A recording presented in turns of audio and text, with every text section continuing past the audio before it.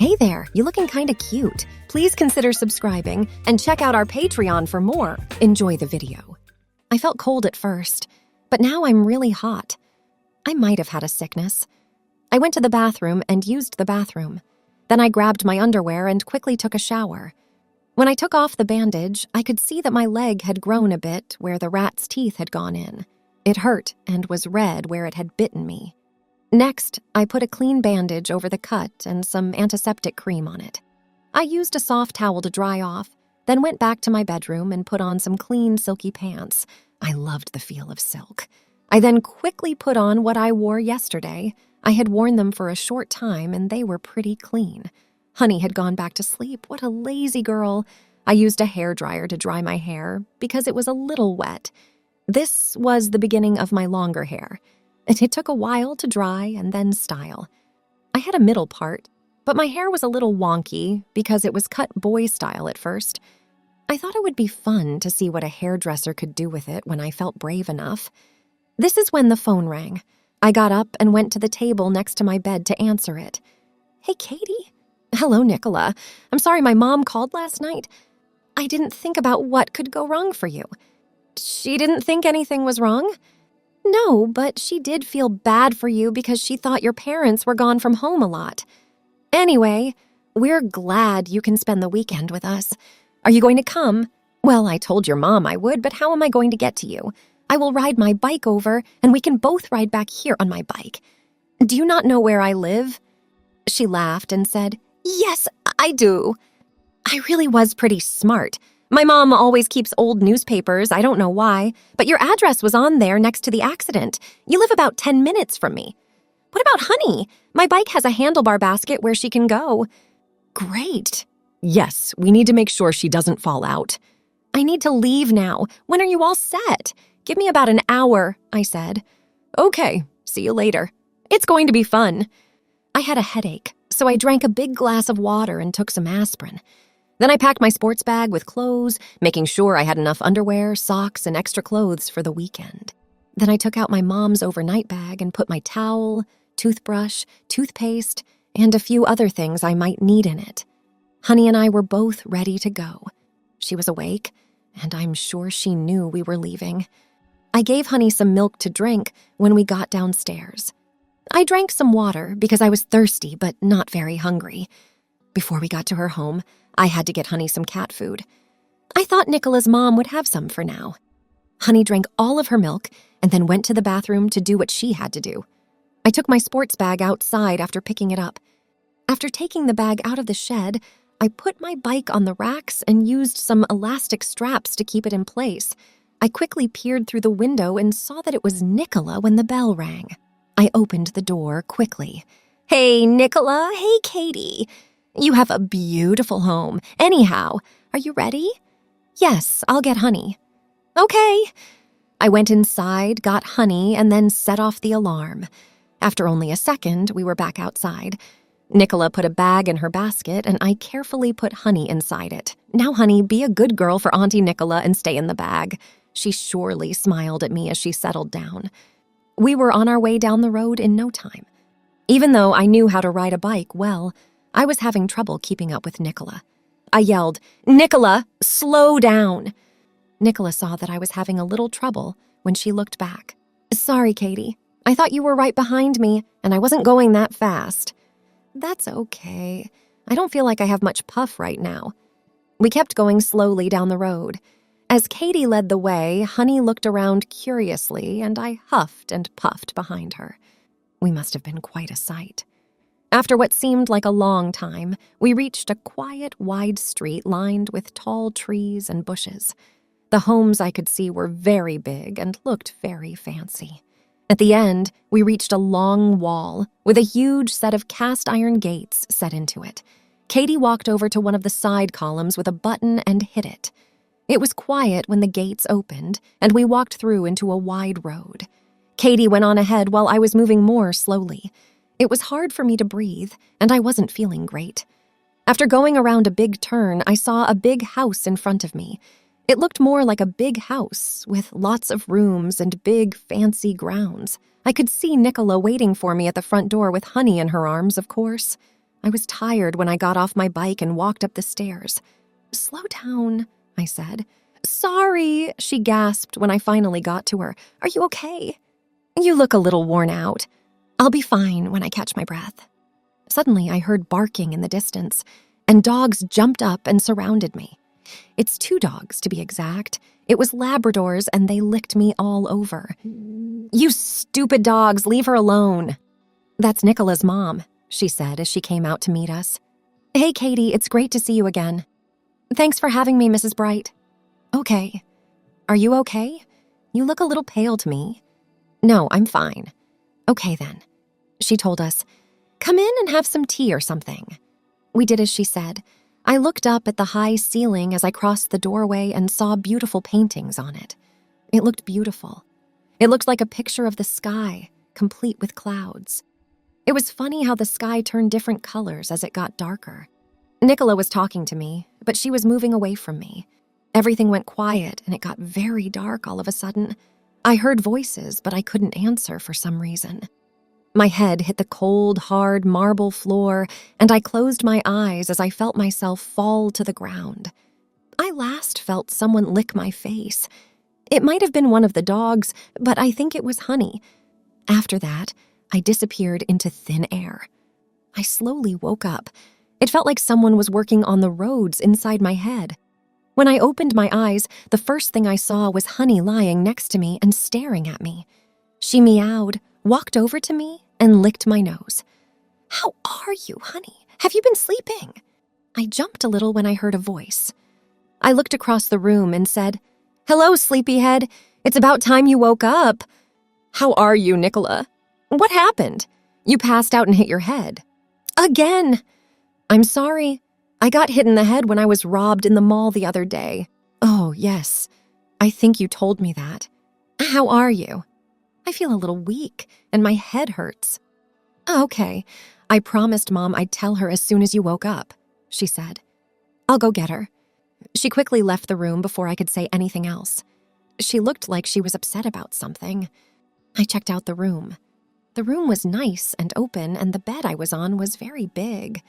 Nicola's mom walked in and sat down on the bed before I could think about anything else. "Hey, Katie. How are you, sweetheart?" "I feel a little weak, and my head hurts a little." "That's not a surprise. I think something bit me." "Well, luckily for you, my husband is a doctor, and he could see that the bite was infected.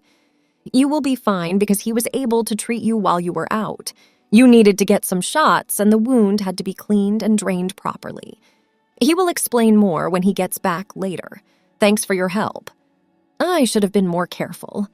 "Yes, you should stay away from places with rats. You've passed out before, too?" "Yes, a few times." "Well, when my husband is here, he'll want to explain things in more detail." "Did you know that you have a condition called diabetes?" "No," she said. "Do you know what that is?" "No, not really." "Well, diabetes is a disease that happens when the body can't properly turn sugar into glucose energy. Several things are to blame. Stress is one of the things that can set it off. Are you under a lot of stress right now?" As my eyes started to water, I nodded. Mrs. Bright gave me a small smile as she looked at me. She didn't look mad. She looked good. I thought of my mom when I looked at her. It made me miss her even more. "Remember not to get mad at Nicola. We learned everything about you from her. We had to find out everything we could. When we tried to get in touch with your parents and then the school, they said you weren't a student there. That's when we knew something bad was going on. We now know what happened to your parents and who you really are." I was shocked when I looked at Nicola's mom. It was so weird that I felt both dizzy and faint at the same time. The blood must have left my face. "Katie, don't worry, I'm not mad at you. We all wish to assist." At that very moment, someone knocked on the door, and Nicola quickly answered it. "Are you okay?" She spoke slowly and nervously, as if she wasn't sure if I was mad at her or not. And Mrs. Bright said, "Come in, Nick." She jumped on the bed as soon as she walked in. "Katie, I'm sorry, I had to tell my mom." "That's fine, Nicola. She was really worried about you, and I knew that our secret was out. It looks like you didn't have a choice." I didn't notice, but a man had followed Nicola into the room. He was big and had dark, short hair. He had a smile on his face, so I thought for sure that he was Nicola's dad. He spoke in a soft, warm way. "Hello, Katie," he told her. "You seem to have been through the wars lately." He laughed and said, "Yes, sorry to be a bother." It made me laugh. "How are you?" "Thanks. I feel a little better now. That's good." "I guess my wife told you what's wrong?" "Oh, yes, I do have diabetes. Am I going to die?" He was amused. "No, you'll be okay. Of course, you need to go to the hospital for more tests, but based on what we can see, you are only slightly diabetic. I hoped that we would only have to look at your food." That's when I got angry. Now that I wasn't thinking about my health, I saw that my future was shattered. It wasn't the future I had planned for, like living alone and taking care of myself. With tears in my eyes, I said in a voice shaking with fear, "What will happen to me? Will I be taken to a home?" Nicola's mom sat on the bed and hugged me. It was the first one I'd had since my parents died. My tears let out all the stress that had been building up inside me since the terrible time when I lost my parents and was left alone in the world.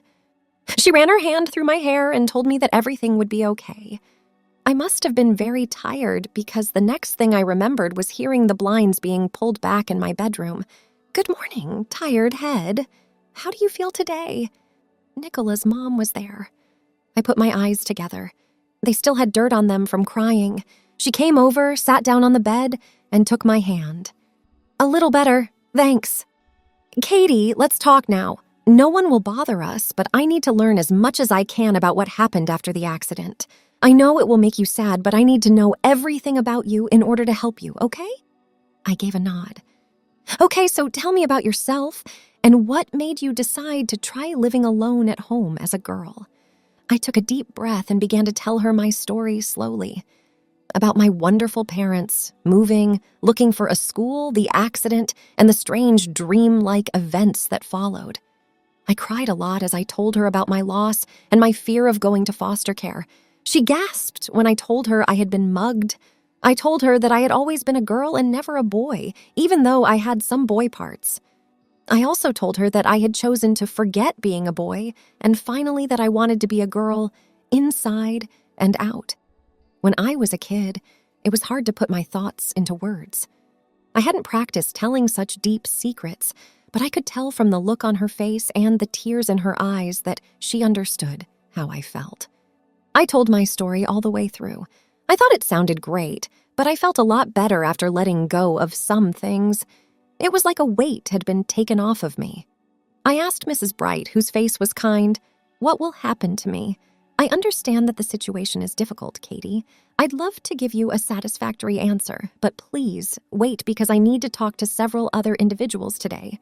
I hope to have some information for you by this evening. Could you promise me something?" "Yes," I said. "Will you promise to stay with Nicola today and not leave?" "Still, you need medical help. You're safe here, and Mrs. Simpson, my maid, will keep an eye on you." "I promise." "Okay, I'll see you later. Bye." She then quickly left the room and kissed me on the forehead. The reason I woke up quickly was because Nicola had jumped on the bed. I must have fallen asleep again. "I'm sorry if I woke you up." "You did." "Oh, don't worry about that." "Daddy told me before he left for work that you can get up as long as you don't run around too much," I said as I tried to stand up. "Are my clothes somewhere?" I had on a pink cotton nightgown. It must have been Nicola's since it wasn't mine. We didn't want to look through your things too much. Mom felt bad about looking through your bag for papers and other things. That being said, your bag is in that closet over there. I opened the closet door after going over there. My bag was near the bottom. I took it out and dumped everything on the bed. I found a pink top, a short white skirt with pleats, white smooth pants, and white ankle socks with a pink band around the top. Nicola led me to the bathroom and then left me to shower and get ready. We got downstairs quickly and ate buttered toast and orange juice. Mrs. Simpson was making a big deal out of making sure we had everything we needed. I drank a lot of water because I was still very thirsty. No matter what treatment I got, I hoped it would help me stop needing to drink and go to the bathroom every 5 minutes and 10 minutes. We went outside to the backyard after breakfast. Nicola still felt a little bad about telling on me, but I quickly made her feel better about it. "Don't act silly." Nick. It was bound to end someday. I was crazy to think I could live by myself like that. In any case, I hated lying to everyone. Did your parents find it strange that I have boy bits? You bet, Nicola laughed. My mom got you dressed and ready for bed. You should have seen her. It made her jaw drop and she let out a gasp. I believed she was going to pass out. Dad didn't seem surprised, but I guess he sees a lot of strange things at work. Then I had to tell them about you, right? How did your mom feel about it? Well, she kept saying how girly you looked and how sad it was that you were having so many problems. We took a short walk in the garden and then sat down under a tree. I closed my eyes and laid down on the cool grass because I was tired. The next thing I knew, something was falling on my stomach and waking me up. I must have fallen asleep. Honey, it was. She got on top of me and licked my nose. Stop it, honey. It hurts. Nick was rolling around on the grass and laughing so hard. Thanks, Nick. I'm sick and you shock me. I'm sorry, Katie. I knew I shouldn't have done it, but I couldn't help myself. When Honey saw you, she ran all the way across the yard and jumped on the right spot. That made me laugh, and I hugged my cat tight. She made a loud purring sound and then ran off under the trees like a cat to find a mouse or something. Since I wanted a drink, we decided to go back inside. We got up, brushed the grass off our skirts, and went inside. All day we just hung out, played games on the computer, and did nothing in particular. I did Nicola's nails and she did mine. We put on clothes and read some girl magazines. Pretty normal stuff for girls who don't have much to do. Late in the afternoon, we went into the kitchen. Mrs. Simpson was on the phone, so I got a glass of water. Then we went back up to my room because I needed to look through my clothes to see what needed to be washed or ironed. As soon as we sat down to move my things around, Mrs. Simpson came in puffing from climbing the stairs. There you are, Katie. That was Mrs. Bright on the phone. She wants you to meet a man and a woman tonight. They'll be here at 7 o'clock. Since she is going home with them, she wants you both to get dressed up and have tea early. I believe she wants you to behave well around these people. The tea will be ready at 5:30, giving you 20 minutes to wait. Yes, Mrs. Simpson, we all said at the same time. Don't forget to wash your hands. In no time, my favorite meal, sausages and mash, was on the table. It got me excited to see these strangers, and we talked about what we thought would happen at 7. Dr. Bright came in the kitchen at that very moment. Hey, Dad! Yeah! Nicola yelled as she ran up to him and jumped into his arms. He hugged her and tripped her up. I thought back to when I did that to my dad, and I must say it made me sad. What did Dr. Bright see in my face? Because after he put Nicola down, he came over and sat down next to me. And how is Katie? A little scared about those people coming tonight. Don't be. You should remember that the government is supposed to protect children and give them the best care possible. But I'll be put in a home. Is that what you're afraid of? That's why I chose to live alone, so no one will put me in a home. Going to a home is just one option, and it's usually the last one people try. They try to place kids with foster families who have experience with taking care of kids with problems. That made me feel a little better. Nicola suddenly said, "Let's go get ready. We only have 30 minutes before those people arrive." We quickly went upstairs to change. Most of my nice clothes were wrinkled from being in the case for so long, so Nicola was kind enough to lend me a pretty pink dress. It was a pretty cotton dress with straps and a satin edge around the edges. It came to just above my knees, and I was so glad that Nicola let me wear it because it was one of her favorites. Nicola helped me style my hair so it looked its best. We thought it looked pretty with 2 small bunches held together with pink scrunches. My hair was still pretty short, but it was getting longer. Nicola wore a dress that looked a lot like mine, but it was yellow. She also had white scrunchies in her hair, just like I did. I liked how we looked like sisters when I looked at us in the mirror. Mrs. Bright came into my room just after 7 o'clock. We were so busy getting ready that we didn't hear her come home. "Are you two ready?" "That's right," Nicola said. I said nothing. It was making me worry again. We went downstairs and said, "Well, you two look very pretty. Let's go meet our guests." I felt sick to my stomach. After my parents died, I often thought about being taken away and put somewhere I didn't want to be. Now was the time for truth. Thanks for watching. Check out Patreon if you want to have early access to the other parts. If not, it will be online in a couple of days.